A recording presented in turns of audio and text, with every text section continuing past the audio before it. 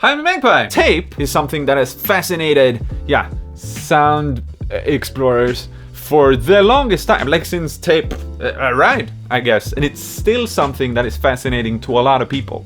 But I want to talk about tape, like cassette tape toys. And this might be as far as your thinking goes when you think about a cassette player toy. And you might even think that it's pretty crappy.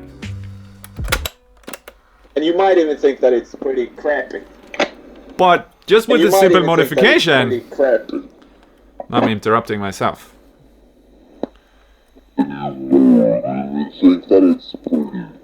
You can do a lot of fun things with it, and since these are so cheap compared with a lot of other tape machines out there, it's well worth the investment. We're gonna put this aside because this is not what I mean to entice you with. This, however, is a pretty solid start, because this is a very specific genre of cassette players, which is cassette player instrument, because it doesn't have to be a toy.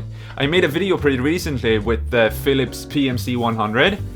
Random shout out to Audio Pills, bad gear. Cassette tape instruments is something that has fascinated me for a good while, so I sort of created a little collection. There's a video where I built this one because Heinbach and Lokmano Computer had that wonderful tape guitar, and I just really want to be included. But then I also built a cassette player kalimba, and I built this one. When you look at it from the toy point of view, you can still find these very cheaply, and there are so many, and they all have a few things in common. Obviously a cassette recorder player, something that can play tape. They all also make their own sounds, which is fun.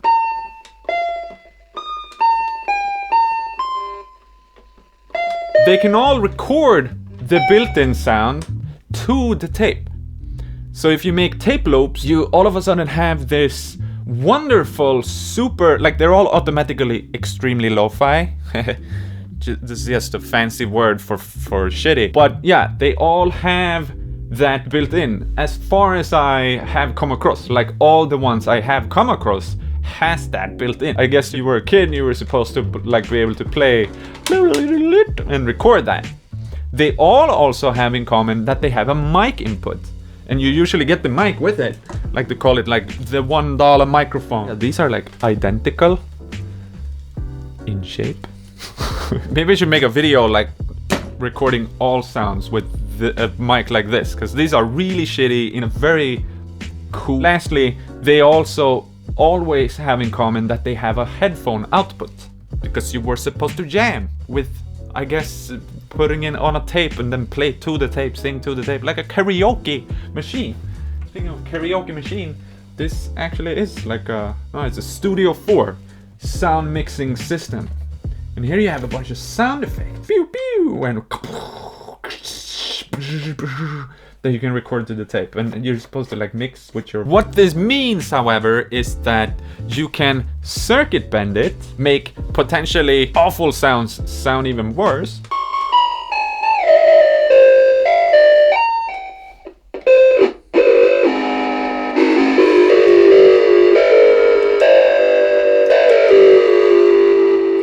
Ooh.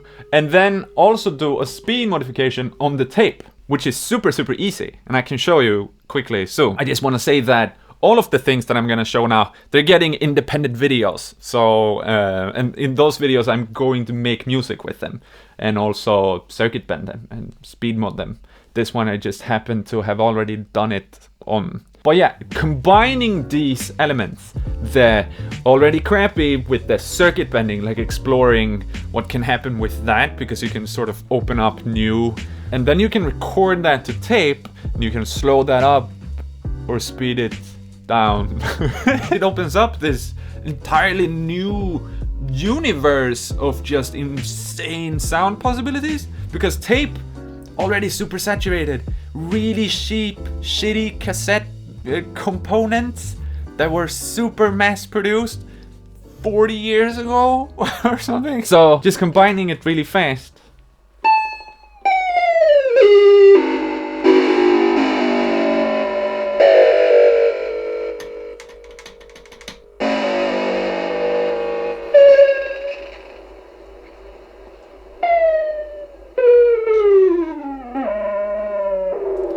listen to it closely.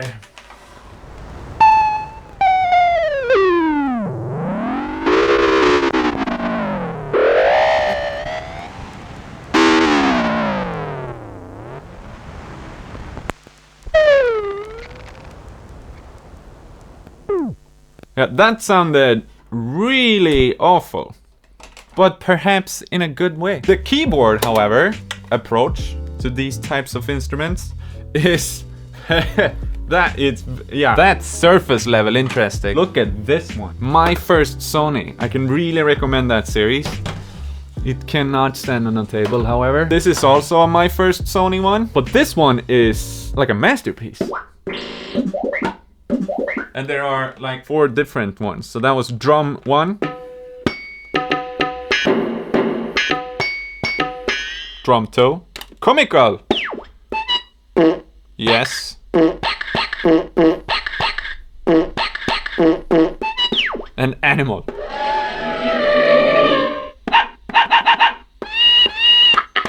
Then we have autobeat.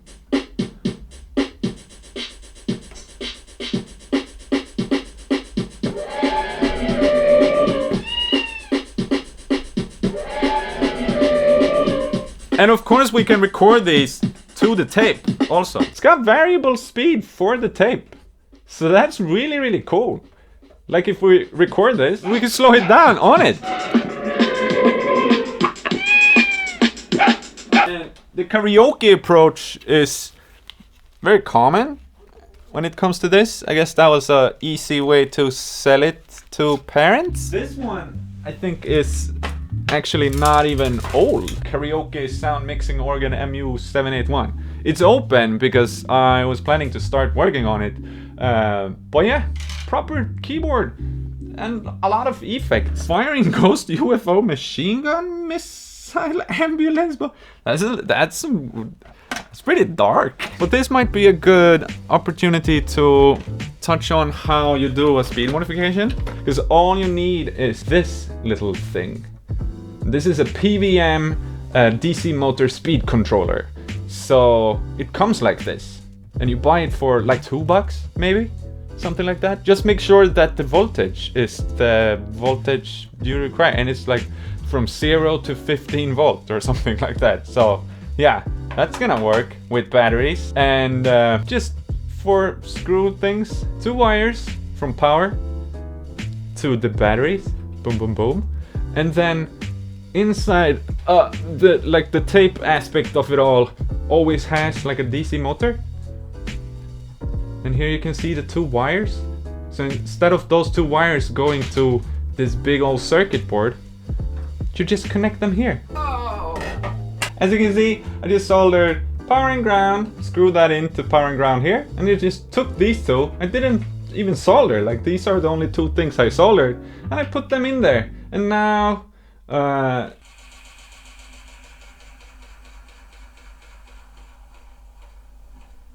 we can go way slower. It's not really handling it very well. And I mean, circuit bending this one is probably that fast. There's one last aspect, in my opinion, that makes this extra fun, because if you have sounds like these, it's really fun to have a short tape loop, so you can just record that, and then if it's circuit bent, you record the even crazier sound, but then you're able to sample that onto a tape and play it back from the tape, slow down or speed up the tape, and then sample that into your DAW. So tape loops are very fun with these types of things. Yeah, this was just a handful of things that I showed you now. There's tons more that I have not been able to acquire. I'm gonna cut now, however, to my homie Tataki. Like, he made a batch of tape loops for me, and he also recorded himself doing it. So, because I don't really have the patience for making tape loops, but it looks very, very satisfying. So shout out to Tataki. He's coming up here in a second. Also shout out to Foot, who Tataki invited to be a part of the video that Tataki recorded for my video.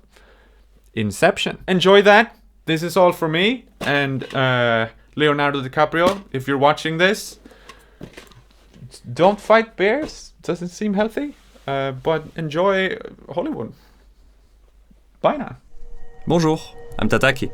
I'm gonna show you how I did the cassette tape loops that I sent to Simon. There are a lot of different already existing tutorials on the internet on how to make them, but as far as I can remember, a lot of them talk about short ones, like short tape loops, 6 seconds or something like that. So I'm just gonna focus on making a long one, mainly because first, there are the ones that I build and use the most in my musical project. I use a lot of tape loops like dictaphone, cassette, reel-to-reel, short ones, long one, crumple tapes, etc. But also because there are multiple and creative ways to build the long ones. So let's go through the process together.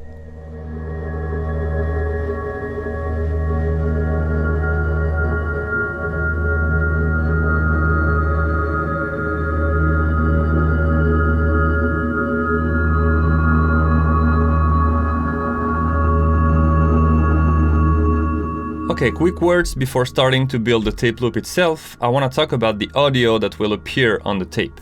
There are basically two different ways to start building a tape loop. You can either choose to record first the audio on the tape, then take the tape out, cut it, and make a tape loop out of it. Or you can build the tape loop first and then record the audio after on the tape loop. Both scenarios have different pros and cons. One of the main reasons, for example, that led me to build that kind of tape loop was that I didn't want to cover the erase head on my tape player. On any tape player, there is a playhead and an erase head. When playing the tape, the playhead will read the tape, but while recording, the erase head will clean and delete everything on the tape before the playhead, which creates on a tape loop a small silence in the sound due to the physical gap between those two heads. And of course, if you don't want that silence to be on your tape loop, you'll have to cover the erase head with a piece of aluminum, for example. That way you'll be able to do overdubs since the erase head won't be able to do its job. The two scenarios work the same way but just have a different texture. I personally like to record audio first and then cut the tape to make a tape loop, but mainly because I've started like this years ago and now I'm kinda used to the process. Foot, on the other hand, a great friend, a great tape loop user and a member of Simon's Discord, uses the other way to build his tape loop. Tape loop first, audio after. Hi, I'm Foot. As Tataki just mentioned, I am a big advocate of using magnetic tape, both in cassette loops like this one, reel-to-reel, and some other interesting devices I've found either at thrift stores or even VHS film and using that as an effect. I started out making tape loops doing the method where you take the tape loop and make it first, and then you put it into whatever you're going to record with and then record onto the loop. Partly because that's how I learned how to do it, and also as I first started doing tape looping, I didn't have a 4-track or even really a decent recorder. It was just one of those little shoebox-sized cassette players, so I was just happy to have a tape loop that even worked. But as I've continued to make tape loops, I've found that there's some interesting nuances of using those tape loops with the kind of the bumps and the weird gaps in sound, especially using effects like reverb and delay that can do some interesting rhythmic things with the sound that you're playing. Also, I'm now using my 4-track as a Tascam that I was actually able to disable the erase head, which helps with some of that space that Tataki already kind of spoke about, but also still has that same kind of cool texture in the way for me that I make the loops.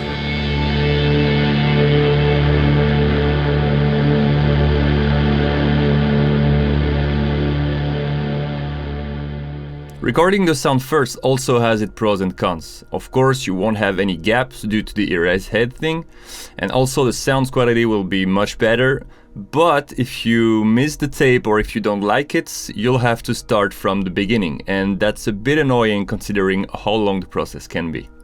And something that can be considered surprising in that way of doing it is the randomness out of it. Since you don't know where you are on the tape, where the sound is actually, you can sort of cut it randomly and you'll always end up with a feeling of I don't know what I'll get sort of feeling, which I like. Exactly the same feeling as waiting for a picture to be revealed during the chemical process of film development. Now, let's make some.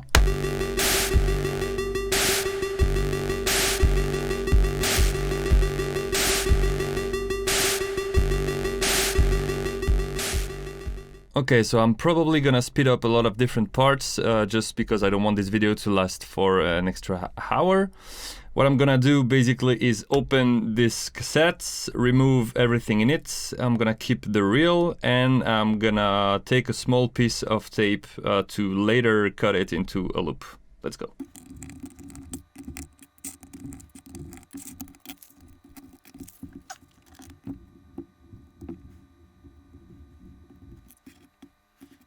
So I'm gonna take those tape guides, the small tape guides that I get by crushing and destroying other cassettes. We're gonna go with 5.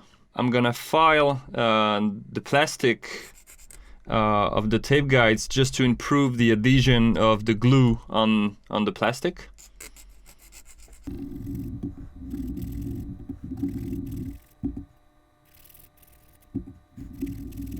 I can start gluing the tape guides.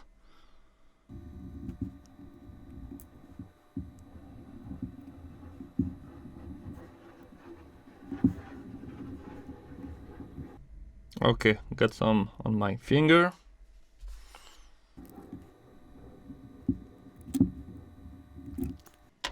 Now that it's glued, I'm just gonna put that thing on a heater here, just to accelerate the drying process. We'll see after that. Okay, all dry. I can tell by pushing them they're not moving at all, which is nice. What I'm gonna do now is basically find the proper length of the tape to go through the tape guides. So normally I use spare tape, but here I'm gonna use the tape that was already in the cassette. I think that was something I recorded like months or even years ago. I don't know, that'll be a surprise. I always have on my desktop like small indicators, as you can see. Usually 5 tape guides is this indicator for me, but you can just check, you know, get a ruler and do your own measures. And we'll take that and we'll cut it with a razor. Where is my, here, razor. And last tip, when you get things close to the tape itself, always be sure that those things aren't magnetized. So if you want to cut the tape with scissors, be sure that your scissors aren't put on something like this, you know. Get everything magnetized away from the tape. Okay, let's measure and let's cut.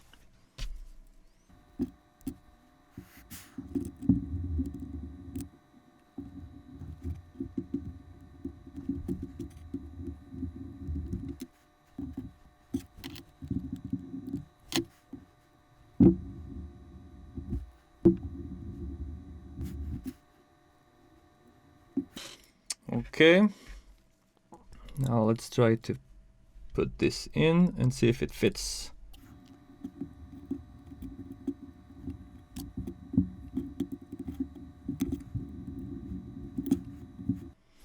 Okay, it fits, and it's a little bit loose, as you can see, but it's fine because the reader always press a little bit on this.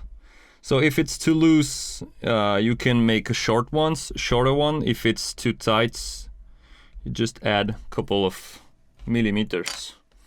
So let's try it first and see if it's actually a good tape loop.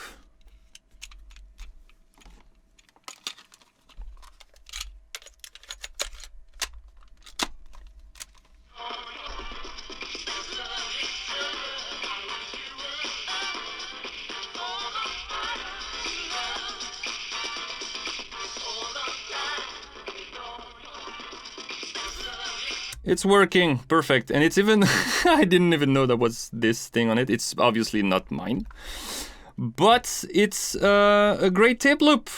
Good.